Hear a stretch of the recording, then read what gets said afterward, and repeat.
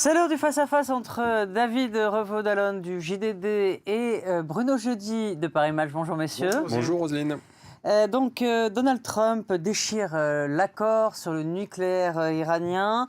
Et côté français, eh bien, l'opposition raille, je cite, les gesticulations d'Emmanuel Macron à Washington. Tout cela n'a servi à rien. Et pour être honnête, franchement, l'Élysée savait à quoi il s'attendait. Il savait pertinemment que la décision de Donald Trump était prise.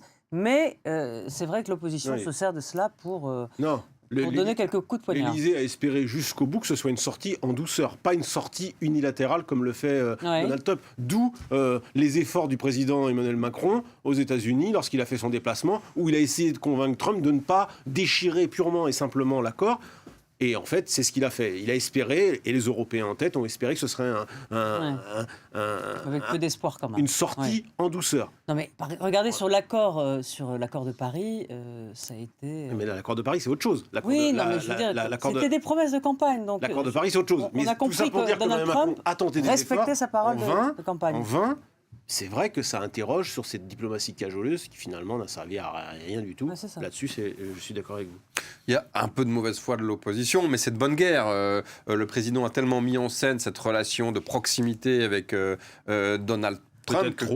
Peut-être un peu trop, que finalement cette mise en scène-là, cette scénographie se retourne un peu contre lui comme un boomerang. C'est vrai qu'il y avait cet accord de Paris, promesse électorale, mais bon, qui fait mauvais genre. Il y a cet accord nucléaire. Il y avait quand même également l'histoire du transfert de la capitale. Les propos sur le Bataclan, au passage.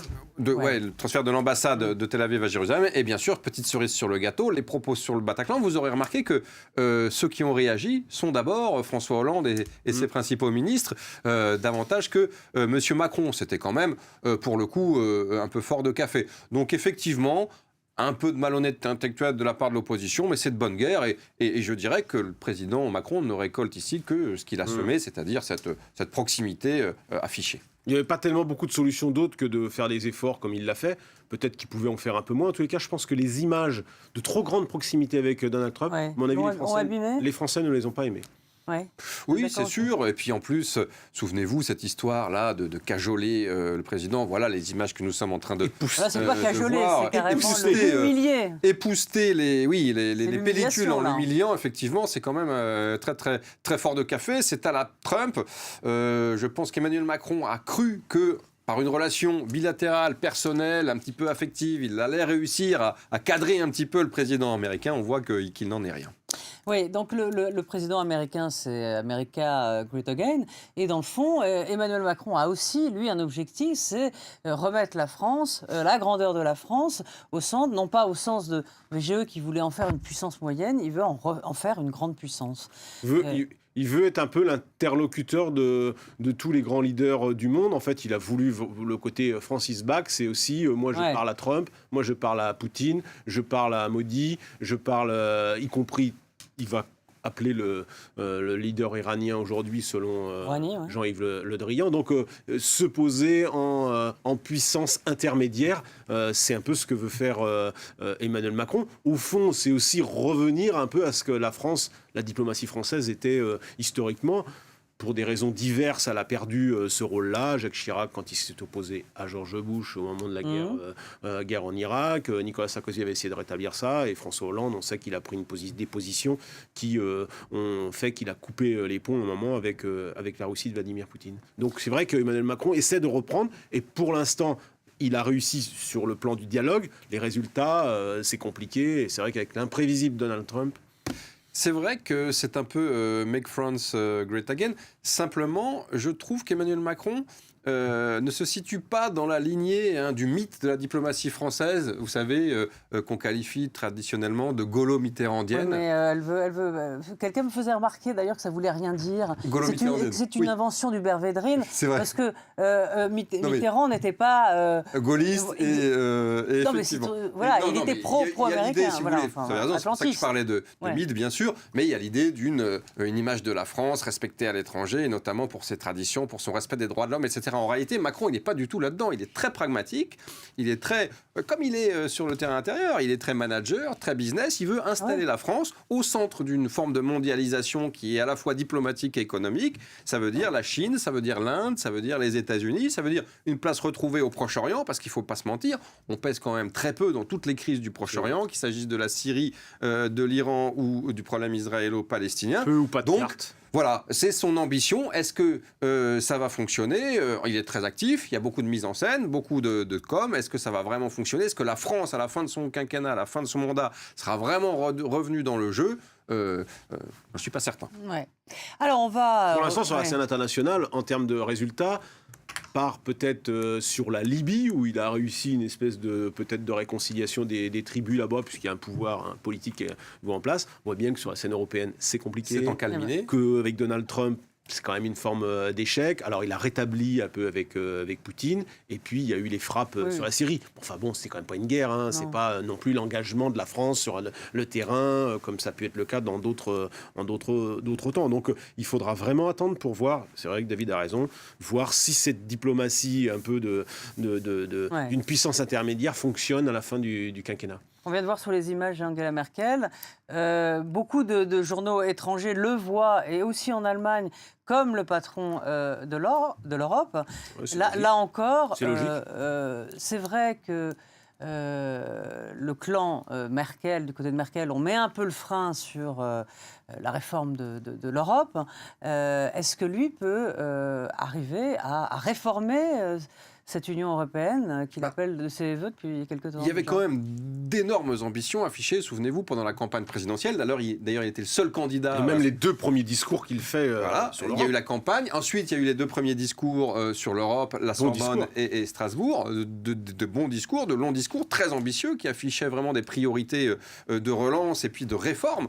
Et on voit que là, pour l'instant, c'est un peu incalminé. Alors, à sa décharge, c'est à cause de la situation en Allemagne qui a perduré, la situation politique, c'est à cause de l'Italie, c'est à cause du Brexit, mais on voit que l'impulsion qu'il a essayé de donner à la fois dans un sens de resserrement d'union économique, budgétaire, financière, et puis aussi de renouveau démocratique, parce que c'est évidemment ça le premier problème de l'Europe.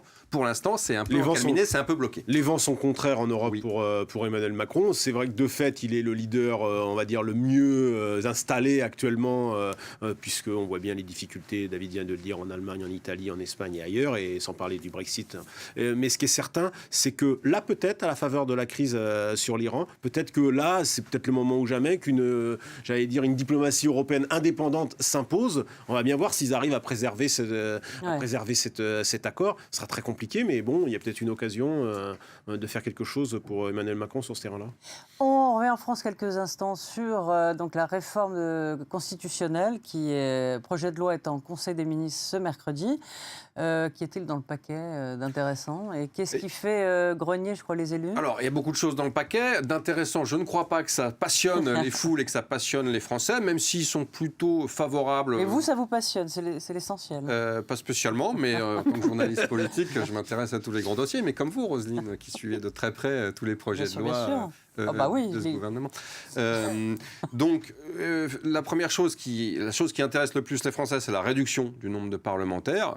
À part ça, ce sont des détails assez techniques, ce sont des modes de scrutin, c'est l'introduction d'une dose de proportionnel.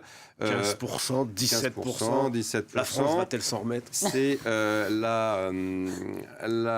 l'introduction effectivement du non-cumul des mandats dans le temps, donc pas plus de 3 mandats dans le temps, et puis d'une série d'innovations dans la technique parlementaire, avec la limitation du droit d'amendement, etc.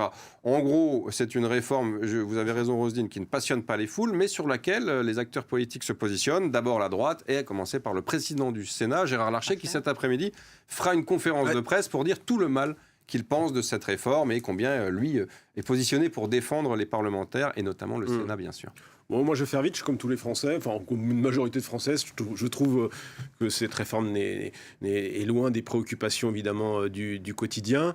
En même temps, c'est une promesse de campagne du président Emmanuel Macron. Donc, du coup, comme il fait ce qu'il dit, eh bien, il met en œuvre sa réforme. Il a amendé pas mal de choses. Mais bon, lui, l'essentiel, c'est de cocher la case de moins de parlementaires. Ça, c'est du populisme pas cher. Cocher la case du cumul recule dans le temps, c'est encore du populisme à pas cher. Et puis après, il y a toute une dimension technique qui, évidemment, est loin des Français, mais qui montre comment il tient le Parlement. En tous les cas, on voit qu'il a peu de considération, je trouve. La façon par exemple, d'encadrer le droit d'amendement, moi, ça me révolte assez, je trouve. Mais enfin bon, je reconnais que c'est pas quelque chose qui va soulever les foules. Ça fera pas descendre les manifestants pour protester. Ce sera quand même compliqué d'obtenir un accord. Et déjà, on voit une chose, c'est que ce qui était... ils voulaient parachever ça en 2018. Bon, c'est repoussé quand même en 2019. Il devrait arriver à ses fins. Mais c'est vrai que Gérard Larcher... D'ailleurs, du fil à retordre avec le président du Sénat. En revanche, ce qui se passionne les Français, ce sont les réformes, notamment celle de la SNCF, puisque ça pourrit un peu pas leur quotidien, puisque ce sont des grèves perlées. Enfin, faut viser juste quand on veut prendre le train. Est-ce que ça, on sent, c'est vrai que la France Insoumise a fait cette fête à Macron, qui a plutôt bien fonctionné pour eux, 40 000 manifestants. Selon la police. Voilà, selon la police. Ils espèrent... quoi, dans le fond, la gauche insoumise, les insoumis virer un gouvernement légitime les par insoumis, la rue. vous avez remarqué que Jean-Luc Mélenchon, samedi, lors de la fête à Macron, a parlé d'insurrection. Il a quand même appelé à l'insurrection. Donc on peut se demander si dans le vocabulaire au moins, ça devient pas ça va un petit peu trop loin. L'insurrection citoyenne. Alors en tout cas, ce qui est certain, c'est que cette convergence des luttes dont rêve la France insoumise depuis des mois, elle ne fonctionne pas pour l'instant. Entre les facultés, entre les zadistes, entre les retraités, les fonctionnaires et bien sûr les cheminots. Ça ne marche pas. Ce qu'on voit, c'est que le mouvement, doucement, s'effrite un petit peu, mais qu'il se radicalise également. Vous avez observé cette semaine des opérations coup de poing des cheminots de la CGT dans les gares. Et tout ceci sans quand même, si vous ajoutez à cela les universités qui se radicalisent également, ou certaines, moi celles qui sont bloquées, la question des zadistes, on a vu la semaine dernière les casseurs des Black Blocs, on a le sentiment que finalement, l'absence d'une opposition très audible et très crédible, eh bien, favorise le fait que ça s'échappe, il y a des éruptions. C'est un peu le but. C'est peut-être un peu le but recherché. On voit bien Emmanuel Macron enjambe tout ce qui est modéré.